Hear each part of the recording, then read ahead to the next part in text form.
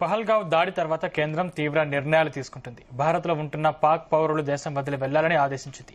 ఈ నేపథ్యంలో సీమా హైదర్ అంశం సోషల్ మీడియాలో చక్కర్లు కొడుతుంది. కేంద్రం ఆదేశాలతో సీమా హైదర్ కూడా పాకిస్తాన్ వెళ్లిపోవాల్సి ఉంటుంది. దీంతో పాకిస్తాన్ పౌరురాలైన సీమా హైదర్ భవితవ్యం ప్రమాదంలో పడింది. ఇటీవలే ఆమె ఆడబిడ్డకు జన్మనిచ్చింది. ప్రియుడితో కలిసి ప్రస్తుతం ఢిల్లీ సమీపంలో నివాసం ఉంటుంది. కేంద్రం ఆదేశాలతో ఆమె వెళ్తుందా వెళ్లదా అన్న అంశం హాట్ టాపిక్ గా మారింది. అయితే ఆమెను పంపేయాలంటూ సోషల్ మీడియాలో నెటిజన్లు కామెంట్లు చేస్తున్నారు.